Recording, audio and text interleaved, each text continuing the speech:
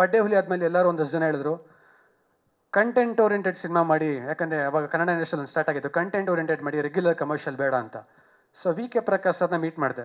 V K Prakash sir ಸಿಕ್ಬಿಟ್ಟು ಒಂದ್ಸತಿ ಹೇಳಿದ್ರು, you are doing commercial movies because I come from a land of Malayalam cinema. What kind of movies are you making ಅಂದರು. What kind? ಚೆನ್ನಾಗಿದ್ದ ಜನ ಮುಂದೆ ಜನ ಚೆನ್ನಾಗಿರೋ ಸಿನಿಮಾ ಮಾಡ್ತಾ ಇದೀನಿ ಅಂತ ಹೇಳ್ತಾರೆ, ಇವ್ರು ನೋಡಿದ್ರೆ ಏನು ಈ ಥರ ಹೇಳ್ತಾರೆ. ನಾನು ಅಂದ್ಕೊಂಡೆ, ಮರೆ ಯಾರೇ ನನಗೇನೇ ಹೇಳಿದ್ರು ನಾನು ಅದನ್ನು ನೆಗೆಟಿವ್ ಆಗಿ ತೊಗೊಳ್ಳಲ್ಲ. ಚೆನ್ನಾಗಿಲ್ಲ ಅಂದರೆ ಏನಕ್ಕೆ ಚೆನ್ನಾಗಿಲ್ಲ ಅಂತ ಕೇಳ್ತೀನಿ, because I would like to learn, I would like to correct my self.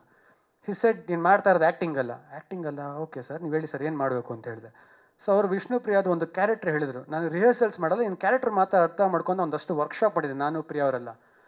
So ಅದಷ್ಟು ಪರ್ಫಾರ್ಮ್ ಮಾಡೋ ಮೇಲೆ is A very good director. ಅವರು 2 ಸತಿ ನ್ಯಾಷನಲ್ ಅವಾರ್ಡ್ ಗೆದ್ದಿರೋ ಡೈರೆಕ್ಟರು. ತುಂಬ ಇಂಡಿಯಾಲಿ ಅದ್ಭುತವಾಗಿರೋ ಆ್ಯಕ್ಟರ್ಸ್, ಅಂದರೆ ಕ್ರಿಟಿಕಲಿ ಗೆದ್ದಿರೋ ಆ್ಯಕ್ಟರ್ಸ್ ಜೊತೆ ಕೆಲಸ ಮಾಡಿದಂಥ ಡೈರೆಕ್ಟರು.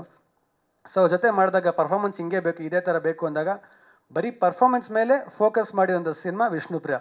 ಅದನ್ನ ಒಂದು ಕಂಟೆಂಟ್ ಓರಿಯೆಂಟೆಡ್ ನೈಜ ಘಟನೆ ಅಂತ ನಮ್ಮ ನಿರ್ಮಾಪಕರು ಹೇಳಿದ್ರು, ಅದರಲ್ಲಿ ನನ್ನ ಕತೆ ತಂದಿರೋದು ಅಂತ. ಸೊ ಆ ಕತೆಗೆ ಒಂದು ಸಖತ್ ಇಂಟೆನ್ಸ್ ಲವ್ ಸ್ಟೋರಿನೇ ವಿಷ್ಣುಪ್ರಿಯ. ಜೊತೆಗೆ ಪ್ರಿಯಾ ಅವರು ಮೊದಲನೇದಾಗಿ ಫಸ್ಟ್ ಟೈಮ್ ಕನ್ನಡದಲ್ಲಿ ಆ್ಯಕ್ಟ್ ಮಾಡಿದ್ದಾರೆ. So welcome to the Kannada film industry Priya. ಈ ಹುಡುಗಿಗೆ ಕನ್ನಡ ಗೊತ್ತಿರಲಿಲ್ಲ, ಬಟ್ ನನಗೆ ಆ್ಯಕ್ಟರ್ ಯಾವಾಗ ಒಂದಿರುತ್ತೆ, ಪ್ರಾಂಪ್ಟ್ ಮಾಡಿದ್ರೆ ಆಗಲ್ಲ.